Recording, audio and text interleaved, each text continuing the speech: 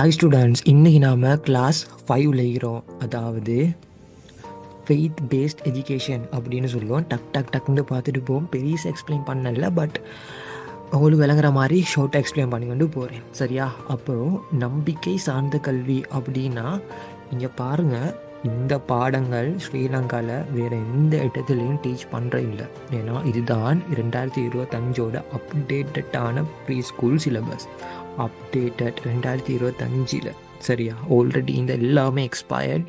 அதில் இந்த மாதிரி டீட்டெயில்டு வெர்ஷன் இல்லை அண்ட் நோட்ஸும் இல்லை. வேணா சேலஞ்ச் பண்ணுறேன், போங்க இந்த மாதிரி நோட்ஸ் அண்ட் இந்த மாதிரி டீச்சிங் வேறு எங்கே சரினா கொண்டு வாங்க. சரியா? அதனால் கட்டாயமாக பார்த்துங்க. ஏன்னா இதில் 80% இந்த கோர்ஸை படிக்கிறதே, இதை செஞ்சதே இதுக்கு தான். யார்? ஆல்ரெடி ப்ரீ ஸ்கூல் டீச் பண்ணுற டீச்சர்ஸ்க்கு. ஸோ இதில் 80% of the students preschool already teach பண்ணுறவங்க தான். அந்த கோர்ஸை தான் இப்போ நாங்கள் உங்களுக்கு பப்ளிக்காகவும் தந்திக்கிறோம். எல்லாருக்கும் படிச்சிங்க, எல்லோரும் படிச்சிக்கோங்க அப்படின்னு சொல்லி.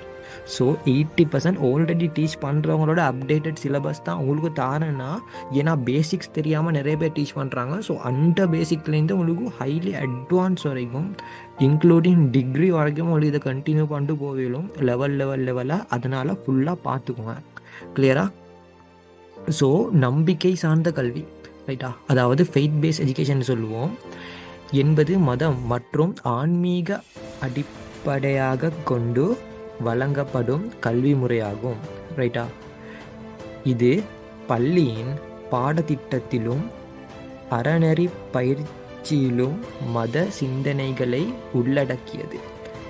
இதை உள்ளடக்கியது மத சிந்தனையை உள்ளடக்கியது. அதாவது சின்ன பிள்ளைற 3, 4, 5 வயசில் குர்ஆனை படிக்கிறதுக்கு அனுப்புவோம், பைபிளை படிக்க அனுப்புவோம், அறநெறி பயிற்சியில் அனுப்புவோம். அதாவது கோவில் குளங்களுக்கு அனுப்புவோம், அதோட பன்சலாக்கி சின்ன குழந்தைகள் அனுப்புவாங்க. இது எல்லாமே ஃபெய்த் பேஸ் எஜுகேஷனுக்குள்ளே வந்துடும். இப்போ ப்ரீ ஸ்கூல் போடவும் மேலும் இந்த மாதிரி குர்ஆன் மദ്രസா போடவும் மேலும். எக்ஸாம்பிள் சொல்கிறேன், இதை இஸ்லாமிய ரிலிஜனை வச்சு எக்ஸாம்பிளுக்கு குர்ஆன் மദ്രസാக்கு போடவும் மேலும்.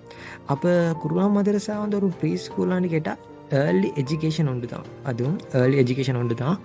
ஸோ ஏர்லி எஜுகேஷன் சொன்னால் சின்ன வயசில் கற்றுக் கொடுக்குறது.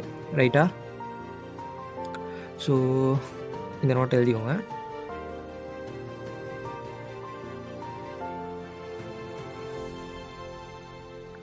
அதுக்கப்புறம் பார்த்தோம் அப்படின்னா முக்கிய அம்சங்கள் மத அடிப்படை விதிகள் மற்றும் ஒழுக்கம். பள்ளி ஒரு குறிப்பிட்ட மதத்தின் நெறிகளை பின்பற்றும். அதாவது அந்த ப்ரீ ஸ்கூல் என்ன பண்ணும் அப்படின்னு சொன்னால், குறிப்பிட்ட ஒரு மதத்தோட நெறிகளை தான் பின்பற்றும். அதாவது ஒரு சில ப்ரீ ஸ்கூலில் பார்ப்போம், இஸ்லாமிக் ப்ரீ ஸ்கூல் இல்லாட்டி புத்திஸ்ட் ப்ரீ ஸ்கூல் அப்படின்னு நீக்கும். அது என்னத்த அப்படின்னா, அதில் மார்க்க கல்வி, அதாவது அலிஃபுன் பா ஒன்று அப்படின்னும், அதே மாதிரி அல்லாஹ்னா யார், நபினா யார், சின்ன ஹதீஸ் அதெல்லாம் படித்து கொடுக்குறதும் ஒரு ப்ரீ ஸ்கூல் தான். ஸோ அவங்களோட ரெஜிஸ்ட்ரேஷனும் தனியாகிது. ஸோ அதையும் நாங்கள் பண்ணித்தரோம். கட்டாயமாக ரெஜிஸ்டர் பண்ணிக்கொண்டு செய்யுங்க. ஸோ ஃபெய்த் பேஸ்டு ப்ரீ ஸ்கூலில் நடத்துகிறதும், அதாவது குர்ஆன் மദ്രസா இல்லாட்டி குட்டி அறநெறி பள்ளிகள் இதெல்லாம் செய்கிறதும் ப்ராப்பர் ரெஜிஸ்ட்ரேஷனுக்கு நாங்கள் பண்ணித்தரோம் எங்களோட ஸ்டூடெண்ட்ஸ்க்கு. அதே மாதிரி மத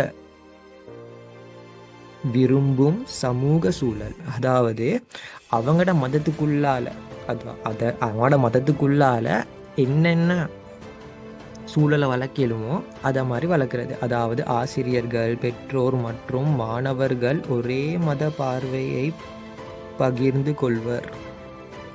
இல்லைங்களா? அதுக்கப்புறமா ஒழுக்கம் என் நேர்மை வளர்ப்பு வந்த பிறகு குழந்தைகளுக்கு நல்லொழுக்கம், பொறுப்பு, சமூக அக்கறை ஆகியவற்றை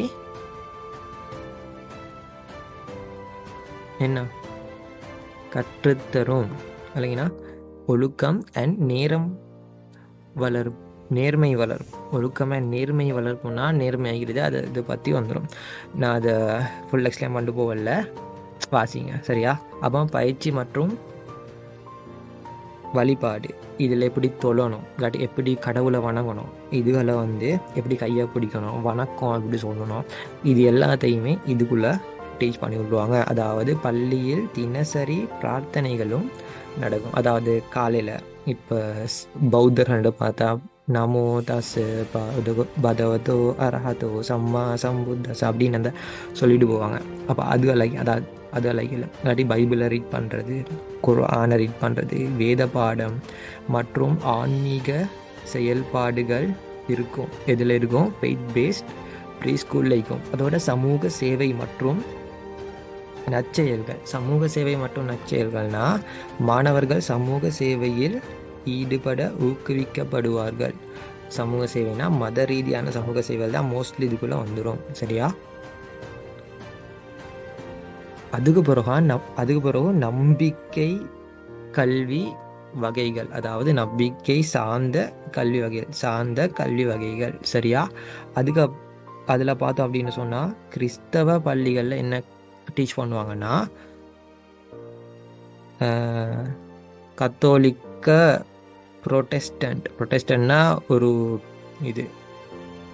ஒரு பிரிவு, ஒரு சபை. சரியா?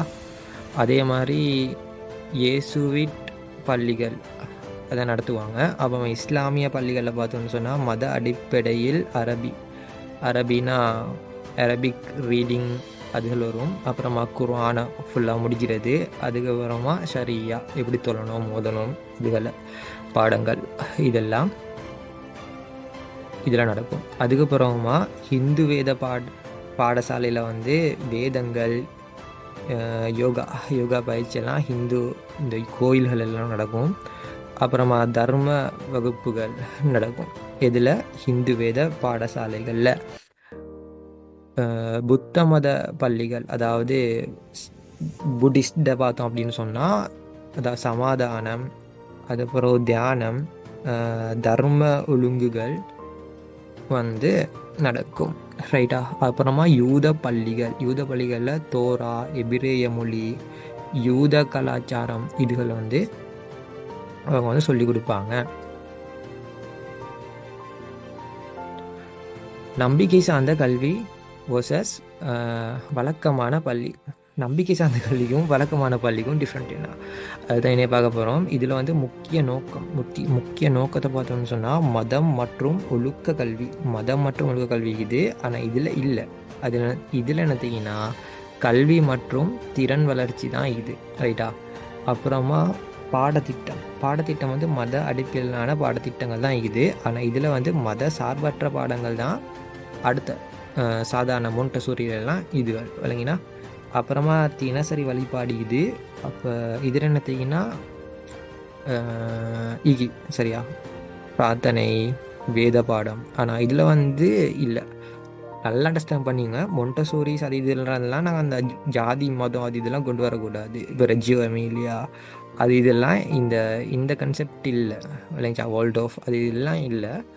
நீங்கள் மதத்தை கொண்டு வரீங்கன்னு சொன்னால் இதுக்குள்ளே கொண்டு வாங்க. இதுக்குள்ளே ரிலீஜியஸ் பேஸ்டுக்கு தனியாக அதை ஆட் பண்ணிக்கோங்க. சரியா? ஃபெய்த் பேஸ்ட் தான் வரும். அப்போ சமூக சேவை வந்து மதம் சார்ந்த சமூக சேவைகள். நான் ஸ்டார்டிங்கில் சொன்னேன் மதம் சார்ந்த சமூக சேவை அப்படின்னு சொல்லி.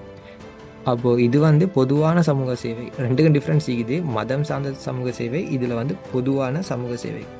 இதில் என்ன சமூக சேவை செய்கிறாங்கன்னா அவங்களோட மதத்தை வந்து முன்னுரிமைப்படுத்துவாங்க. ஆனால் இதில் அப்படி இல்லை. ரைட்டா? அது பொதுவாகவே போகணும். ஒழுக்க பயிற்சி மத அடிப்படையிலான நெறிமுறைகள் இது வந்து பொது ஒழுக்க விதிகள் தான் இது. ரைட்டா? ஸோ இவ்வளோதான் இன்றைக்கு. ஸோ அண்டர்ஸ்டாண்ட் ஆகிக்கும்னு நினைக்கிறேன்.